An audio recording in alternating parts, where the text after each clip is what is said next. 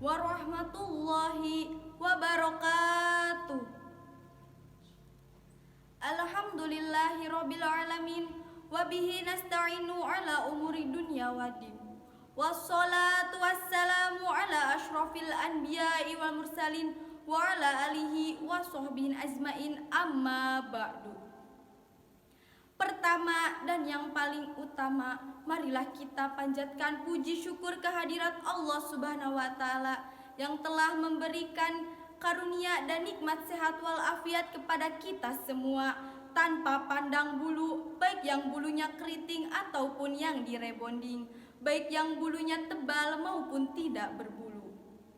Sholawat dan salam semoga tercurahkan kepada junjungan kita, pemimpin revolusioner dunia, Nabi yang bijaksana namun tak butuh istana, Nabi yang mulia dan dapat dipercaya, Nabi yang membawa kita dari zaman onta sampai zaman Toyota, Nabi akhir zaman yang diwahyukan Al-Quran, tak lain dan tak bukan ialah Nabi kita Muhammad SAW.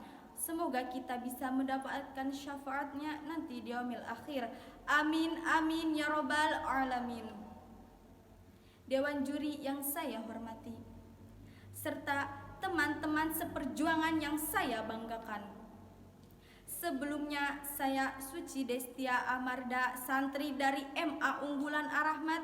Berdirinya saya di sini akan memaparkan sebuah ceramah yang bertemakan perkembangan pendidikan dan modernisasi zaman. Pendidikan.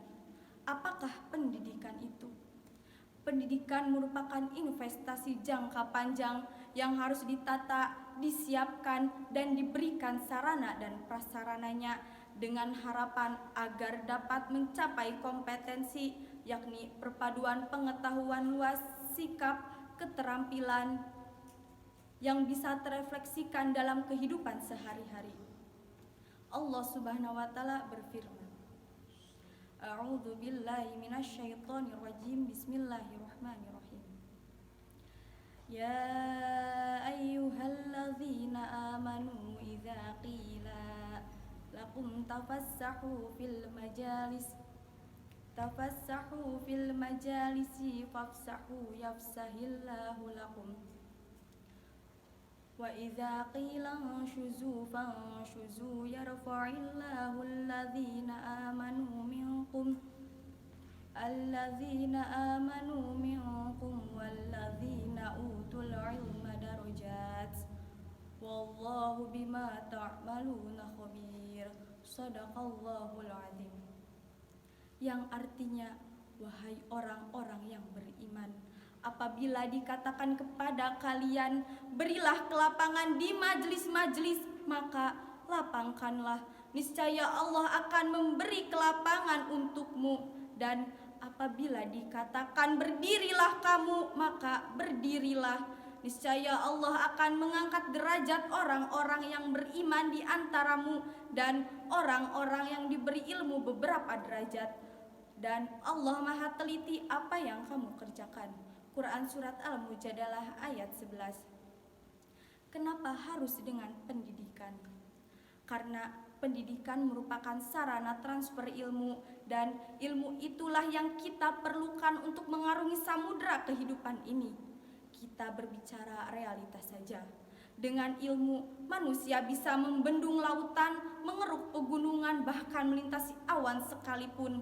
Ilmu itulah yang kita perlukan di era globalisasi ini untuk memajukan negara, bangsa, dan agama.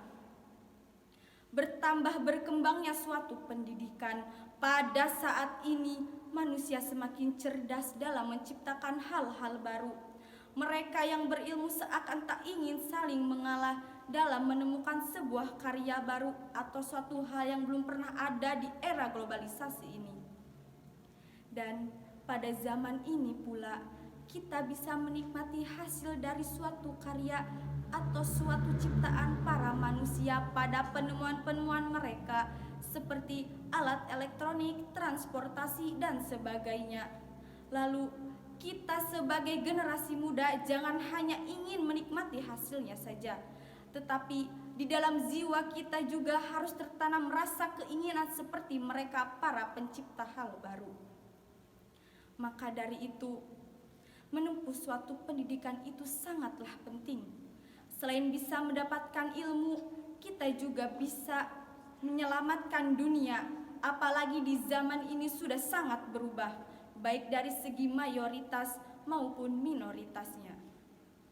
Pada era globalisasi ini, pendidikan sudah sangat terjamin, baik dari segi tenaga pendidik, fasilitas, dan yang lain-lain. Kita hanya tinggal menjalaninya saja, lalu bisa merubah dunia yang lebih baik. Tak terbayang jika suatu pendidikan tak ada perkembangan, mungkin kita akan sangat tertinggal, bahkan masih dalam fase jahiliyah. Hadirin sahabat dai, kemudian disadari ataupun tidak, pola hidup kita telah terpengaruh oleh arus globalisasi yang semakin nyata. Globalisasi memang sangat berpengaruh dalam berbagai aspek. Dalam hal transportasi, misalnya, yang dulunya hanya berbentuk angkutan tradisional atau angkutan umum seperti biasa.